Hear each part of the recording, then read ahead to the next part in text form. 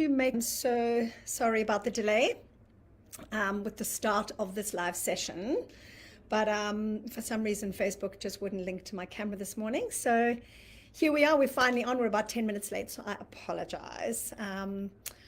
Right, so my name is Louise Jeffrey, for those of you that don't know, and I'm an acupuncturist, a practitioner of Chinese medicine.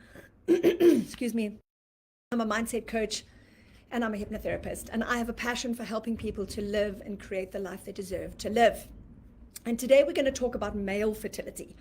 We've spent a lot of time over the last few months talking about us women and our fertility, and today we're going to start talking about how to improve sperm health.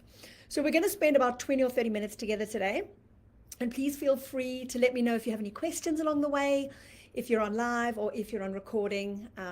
It doesn't matter. We'd love to hear from you. I'd love to hear if anything resonates with you, if if there's anything that doesn't resonate with you, if there's any questions you have, just let us know and pop it into the comments box, and I will do whatever I can to answer those questions for you, even while we're on live, if you're on live with us. Anyway, so I'd love to know if you are on live, just send me an emoji or send me anything. Just say hi. It would be good to know that you guys are there. So as I said, I'm going to share with you today our top 5 tips for improving sperm health.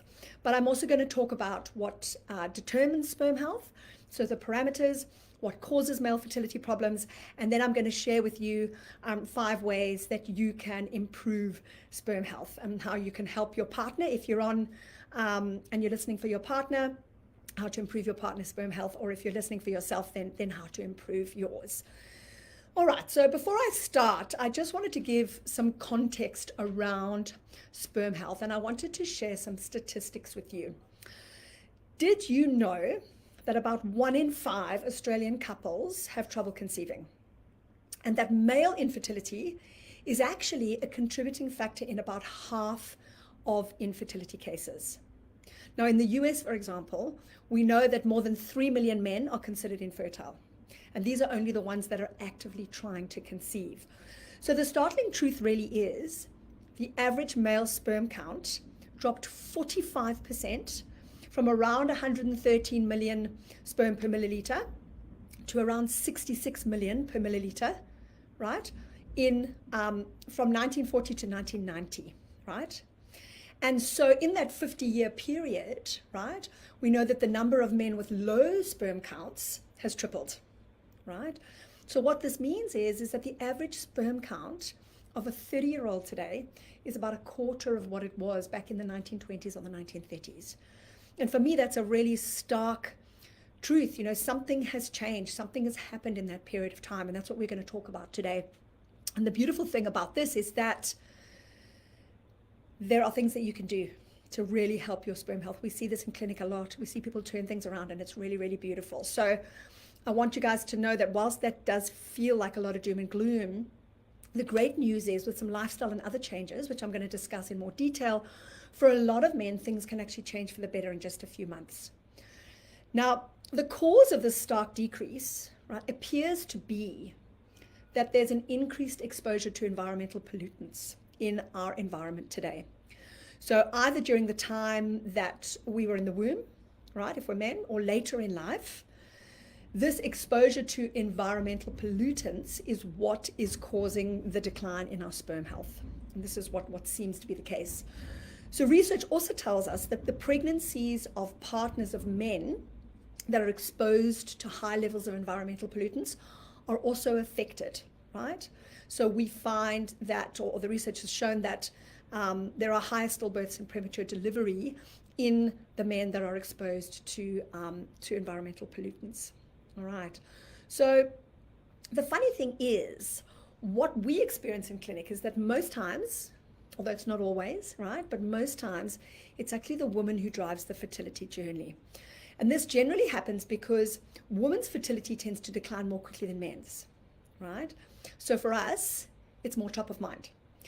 By the time we reach our early 40s, and if we're looking to start or to continue a family, we become acutely aware that time may not be on our side, right? And us women are born with all the eggs we're ever going to have. Whereas for men, the decline of their sperm only starts to happen at around age 50, right? And in fact, the sperm regeneration cycle is about 64 days. So new sperm are generated every couple of months. So there's less of a ticking clock for men than there is for women. So it's not absolute, but certainly what we tend to find is that it's often the women who are the ones that are more focused on the fertility journey. But that's really why we want to empower women with this information today, so they can share it with their partners, or hand this video over to your partner and get him to listen to it if he's really, really interested in what he can do to help with his sperm health. All right. So let's move on to what determines sperm health. And I'm just going to touch briefly on the parameters of sperm so that you can understand what the parameters of sperm are and how they're actually impacted. Okay? So sperm health depends on a number of factors, but the three that we're going to discuss today are sperm count, motility, and morphology. So essentially it's just the quantity of sperm you have, the movement, and then the structure of those sperm. All right, so let's talk first of all about sperm count. How many sperm there are. That's what sperm count is. Now, men are most likely to be fertile if their ejaculate, which is the semen that's discharged in one single ejaculation, contains at least 15 million sperm per milliliter. All right, so we want anything upwards of 15 million sperm per milliliter. Now, if there's too little sperm in an ejaculation, it can obviously make it more difficult to get pregnant because there are fewer candidates available to fertilize that egg. All right, does that make sense? So it's all about the number of sperm, the sperm count, the number of sperm in each ejaculate. Now, the number 2 parameter that we're going to look at is motility. All right, and this is the movement of the sperm. Now, for the sperm to reach and to fertilize the egg, right, they have to move, and they have to move quite well. All right, so they have to wriggle and they have to swim through a woman's cervix, up the uterus and into the fallopian tubes. Now, if you have 40% or above of your sperm moving, then you are considered fertile. All right, but anything below that is going to be considered suboptimal. So we want to have 40% or more of your sperm moving. We want to have a motility of about 40% or above. And then the last parameter is morphology. Now, this is really the form or the structure of the sperm. Now, it's normal for all men to have a certain amount of abnormal forms in their sperm. Not every single one of those sperm are going to be perfectly formed, but normal sperm have oval heads and long tails, okay, which work together to propel them. Now, whilst morphology is not as important a factor as sperm count or motility, the more sperm you have with a normal shape and a normal structure, the more likely you are to be fertile, right? Does it make sense? So we want to have a certain percentage of abnormal forms. And there's actually a number of factors that contribute to these parameters, which is count and morphology and motility. There are a number of factors that contribute to these parameters being outside of their limits. And sometimes the cause of a low sperm count is actually unknown, but sometimes we can attribute a low sperm count to certain things. And I'm going to just talk about those briefly. There are certain things like hormonal imbalances might cause issues with sperm, trauma to the testicles. So for example, sporting injuries, sometimes cycling or horse riding or something like that. Or if you've had a trauma to your testicles from some other incident or event in your life. Undescended testicles, even those that were repaired early on in life. And obviously this is something that's picked up when boys are quite young, the undescended testicles, but that tends to be a risk factor for sperm issues later on. A varicocele is another one. This is just an enlargement of the veins within the scrotum. So it's not unlike varicose veins that can appear in our legs, for example. We can get a varicocele, which is just an enlargement of one of the veins in the scrotum or some of the veins in the scrotum. Another thing that can impair our sperm is orchitis, which is inflammation of one or both of the testicles. And this is generally most often due to infection. STDs can affect our sperm. So that's if we've had a history of sexually transmitted diseases in the past or infections. Sometimes when men have difficulty with ejaculation, that can affect the quality and quantity of the sperm. Certain medications can also affect the sperm. And then also any prior surgeries that we've had in that particular area of the pelvis or below can also affect the sperm. And then the last thing is age. Age can also play a role. So as I said earlier, the ability of the sperm to move and the proportion of normal sperm tend to decrease with age, right? Which affects our fertility. So especially after the age of 50 for men. So these are factors which we may not have within our control. And these are obviously certain factors that your fertility specialist will talk to you about. They will look at your history and they'll see if there are any of these things that may be affecting your sperm. But there's also a number of factors over which we have more control. And these are the most important ones because this is where we can make the biggest impact. All right, and I'm going to talk about those factors that are within our control. So I'm just looking to see if there is anyone on. Oh, hi, Lisa. Hi, my love. Good to see you. Good to have you on with me. All right, so let's talk about these factors. Number one is alcohol. Right? Now, there's no doubt, and we know this, right, from research that heavy alcohol consumption has a really negative effect on sperm count and sperm function. Right? Research has told us this. But we also know that mild to moderate drinking, so around 2 to 5 units per week, seems to do very little harm to the sperm. So if you are somebody who binge drinks or who drinks, a heavy amount of alcohol, so anything above 5 units a week, you're definitely going to want to look at bringing that back if you have any issues with your sperm. Now, if you have a hot constitution, all right, so you won't know this unless your Chinese medicine practitioner or your acupuncturist has told you, but if you have a hot constitution, your acupuncturist is going to advise you to avoid drinking alcohol altogether. Right? Because alcohol is actually a stimulant and it creates more heat in the body, which is really not good for your sperm. All right, so that's alcohol. And if you're not sure if you have a hot constitution, ask your Chinese medicine practitioner, they'll be able to tell you. But if you're somebody who finds you're more hot than cold, who may struggle to sleep, you may have a busy mind, you may be somebody who has a hot constitution and you'll need to talk to your acupuncturist about that. All right, the second thing is smoking. Now, pretty much all the studies that have looked at sperm and smoking have shown that smoking tobacco or marijuana actually has a really harmful effect on our sperm, all right? So if you are concerned about your sperm, if you have had any issues with count or morphology or motility, then smoking really needs to be cut out, unfortunately. It's really one of those things that really has a negative effect on our sperm. The third thing is coffee. All right, now coffee, a little bit is fine for most men, and just like women with fertility, a little bit is fine. And by a little bit, I mean maybe 1 a day or a few times a week. But too much, which is more than 2 cups a day, research has shown us that this damages the DNA of the sperm. All right, and again, if you have a hot constitution, coffee intake should really be limited. All right, so we want to really keep the coffee intake down. And if you're concerned about your own particular situation and how many cups of coffee you drink a day, chat to your acupuncturist or your Chinese medicine practitioner. They'll be able to tell you what is acceptable depending on whether you have a hot constitution or not. All right, the fourth factor within our control is weight. Now, we also know that high BMI is associated, unfortunately, with decreased testosterone and increased estrogen. And neither of these are really good for a man's sperm count or quality.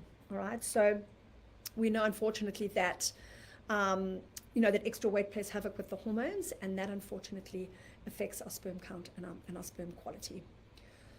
All right, let's talk about sex and how and when we should be having sex during the cycle. So we know that frequent sex improves the quality of the sperm in an ejaculate, right? But we also know that a few days of abstinence from sex actually increases the quantity of the sperm. So I'll say that again.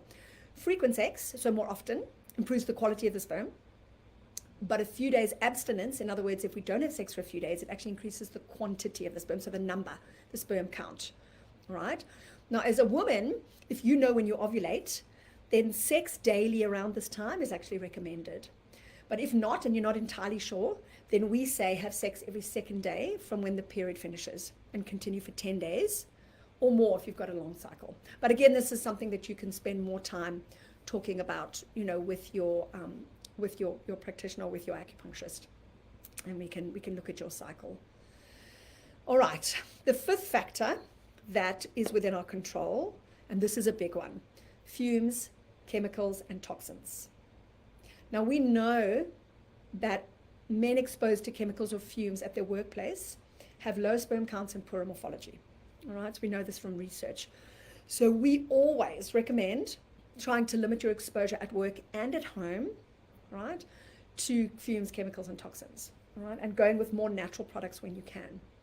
So you might want to go into your house and look at the household products that you're using, whether it be your personal toiletries and products, your shampoo, your conditioner, your soap, your cleaning products, and go more natural, right? And start to limit the amount of chemicals and toxins that you have in your environment. Don't be painting your house on the inside. Don't be doing major renovations or be around in major renovations when you're trying to conceive or if you've got issues with your sperm, okay? Because unfortunately, we know that sperm are very, very sensitive to fumes, chemicals, and toxins. All right. Another big one is stress.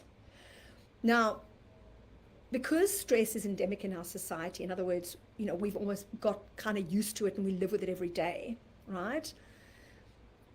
The problem with it is that those of you on this fertility journey will know that the infertility journey causes stress, right? But in a cruel and very vicious cycle, stress has been shown to reduce sperm quality. So we know that infertility causes stress, but then stress impacts our fertility as well at the same time. So this is why we spend so much time talking about stress management and making sure that we encourage you to take time every day to relax or exercise, to make sure you get enough sleep, to spend time in meditation.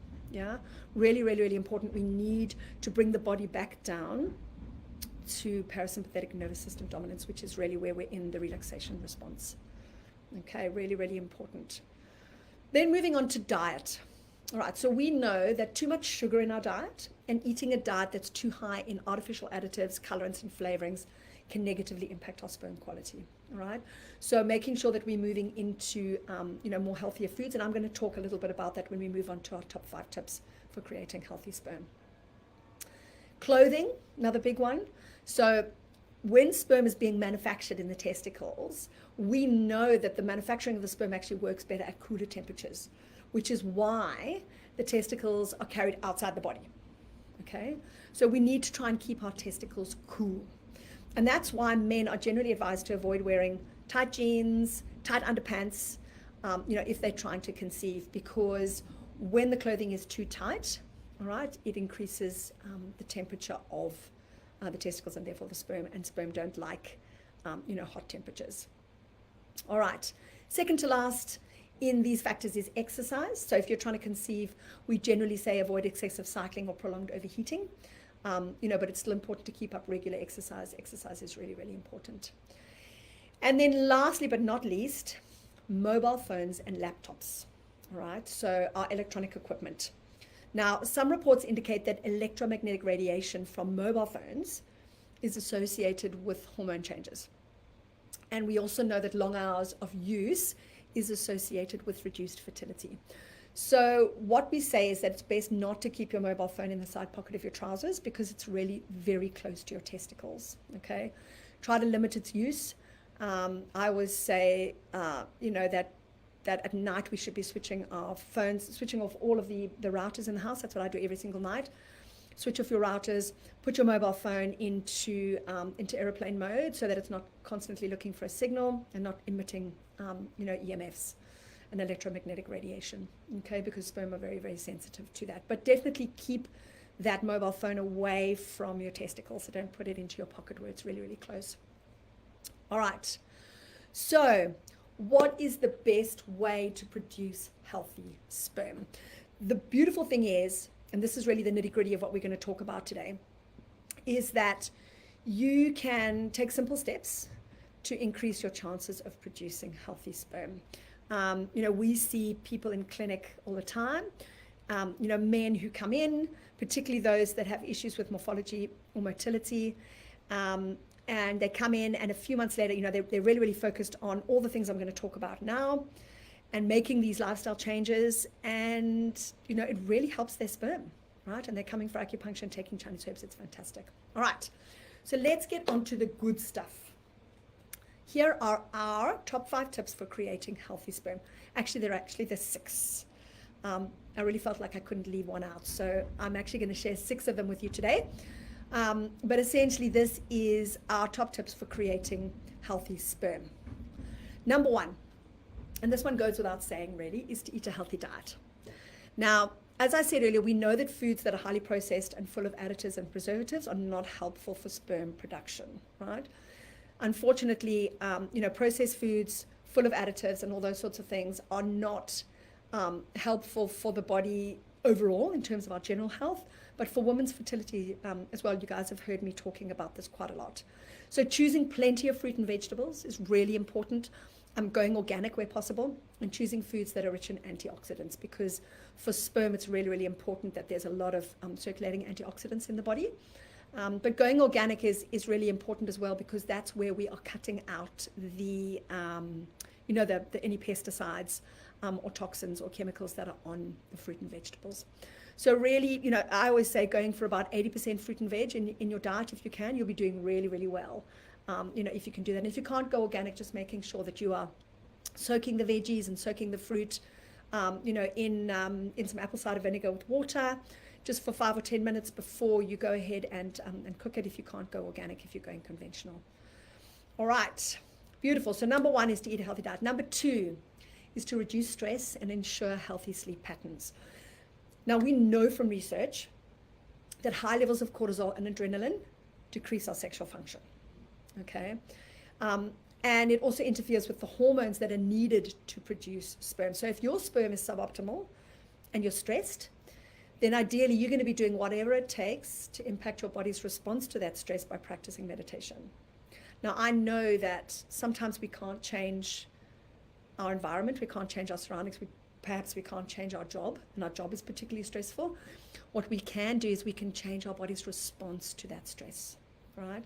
By doing things like practicing meditation, mindfulness, taking time out, exercising, getting out in nature, whatever it is that helps you to relax. Some people find that their weekly acupuncture is what keeps their central nervous system into a much more relaxed state. Whatever it is that works for you. Because when the body is stressed, what happens is that it shuts down the non-essential functions, right? Like reproduction. Unfortunately, that's just the way that our bodies work. So when we've got high levels of cortisol and adrenaline that go on for a long time, eventually the body kind of goes, well, I'm not going to be focused so much on the non-essential functions like reproduction, right? Because the body is focused on dealing with and counteracting the stress that's in the body. All right. So number 1 is a healthy diet. Number 2 is to reduce stress and ensure that you have healthy sleep patterns. The sleep patterns are really, really important as well. Making sure that you're getting your 8 hours of sleep a night and that the quality of your sleep is good. And if you're struggling with the quality of your sleep, talk to your Chinese medicine practitioner about what we can do to help you, because it's very difficult for the body to stay in the relaxation response if it's not getting enough sleep or enough good quality sleep. Our cortisol levels rise when we, when our sleep is impacted, and that's when our health and our fertility is affected too. All right, number 3 is to get moving. So number 3 is exercise. Now, what we know from research is that moderate physical activity increases our level of powerful antioxidant enzymes, right? And we know that these enzymes help protect our sperm. But you have to remember, when you're doing that exercise, to avoid excessive heating of the scrotum, right? So don't wear tight sports clothing or underwear that's too tight. Just be careful. And I would honestly say, we love cycling in my family. I've got 4 boys who love cycling in my family. But the most important thing, I think, if your sperm is suboptimal, then probably avoiding cycling is probably something that we would recommend that you do, or at least reducing the amount that you do, and reducing the amount of excess heat that's applied to the scrotum. All right, so that's number 3, exercise. Number 4 is to reduce your exposure to chemicals, pollutants, and toxins. Now, I said this earlier, This is in your house, at work, or anywhere else. And it also includes reducing your alcohol intake, if necessary, and stopping smoking, if this is a habit for you, right? Smoking and alcohol are two of the biggest ways that you can take a load off and allow your sperm to really start, actively working within that regeneration cycle again. So reducing your alcohol intake or cutting it out if you can, and stopping smoking. And if either of these are an issue for you, talk to your Chinese medicine practitioner about that and see how we can help you with acupuncture. It'd be really, really helpful as well. All right, number 5 on our list is supplements. Now, as I mentioned earlier, seminal fluid needs high levels of antioxidants to protect the sperm from oxidative stress, right? When we have oxidative stress to the sperm, then the membranes in the DNA are negatively impacted, right? So during the 64-day development of sperm, because sperm takes 64 days to develop, to regenerate, or to go through their life cycle, what happens during the course of that 64-day development is that we need high levels of antioxidants to make sure that the sperm membranes and the DNA are intact and healthy. So things like zinc, vitamin E, vitamin C, CoQ10, selenium, fish oils, carnitine, all of these have been shown to have an association with improved sperm quality. So if your sperm has shown to be an issue on semen analysis, then chat to your naturopath, chat to your integrative medicine doctor. And if you don't have either of those, let us know and we can recommend someone for you. And they can run some blood tests and check your levels and see if there's anything that needs supplementing, around those particular supplements, in particular the antioxidants. All right, and then number 6 is acupuncture and Chinese herbs. So what we know about acupuncture and about Chinese herbs is that they can be very helpful in improving sperm health. Now, there have been a number of randomized controlled trials and pilot studies that have looked at the effect of acupuncture and of laser or electrostimulation of acupuncture points. And these were done on sperm quality in men with low counts or with poor motility, poor morphology, or with a varicocele. And what the early studies are showing that there seems to be some benefit. But what we're focusing on with the sperm is we're focusing on improving blood flow to the testes, reducing stress, and regulating the hormones. Okay, so really, really important. If your sperm is suboptimal, and if it's been shown to be suboptimal on a semen analysis, then come and talk to your acupuncturist or your Chinese medicine practitioner about acupuncture and Chinese herbs, and we'll just talk to you about what we do, right? And we'll share some of the research with you if you'd like to see it. I know there's access on our websites if you'd like to have a little look at that.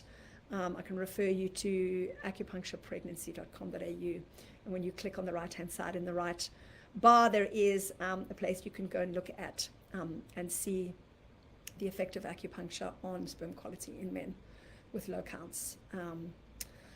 And as I said, what we've seen in our clinics are really some amazing turnarounds with sperm. Sometimes, sometimes within just 4 or 5 months. We've seen some men come in with motility and morphology, and with their lifestyle changes and with acupuncture and Chinese herbs, their sperm has certainly improved and sometimes even returned to normal. So what we want is for you to know that there are a lot of factors that are within your control, that it's not something that you can't impact at all. And I think it's quite empowering to know that there's a lot of things that you can do. So I'm just going to touch briefly on them one more time. Number 1 is to eat a healthy diet. Number 2, to reduce stress and ensure healthy sleep patterns. Number 3 is to get moving. Number 4 is to reduce your exposure to chemicals, pollutants, and toxins. Number 5 is supplements. Speak to your naturopath or your integrative medicine practitioner. And number 6 is acupuncture and Chinese herbs. So a lot of people actually ask us, when is it time to seek help? When do I need to start looking at the sperm? If I haven't had a semen analysis yet, if I don't know what my partner or, my partner's sperm is like, when is the best time to seek help? What we always say is that if you've been trying for about a year with no luck, then it's definitely worthwhile for you and your partner to go and have some further tests and investigations to see if there's anything that comes up, right? And your fertility specialist or your GP can request a semen analysis for you. And, if either of you are closer to 40 years of age, then you might not even want to wait, the year. If you know that, you don't have all the time in the world and you're starting slightly later, then it's probably worthwhile getting your sperm checked sooner rather than later. And that goes for the woman as well. All right, I hope that has been interesting for you. If you've got any comments or any questions around that, please let me know. I know that it's kind of an action-packed topic. There's a lot of information to share around sperm health. But I hope it's been helpful. And as I say, if it has, let me know in the comments. This is our last live for the year. So we'll be back in early to mid-Jan with more lives. We're kind of winding down for the year. And I hope that you guys have a wonderful festive break. I hope that you're getting some time off. And I hope you get some precious time with your loved ones. If you celebrate Christmas, then over Christmas time too. But I'm going to sign off now and hope you have a beautiful rest of your day. Bye for now.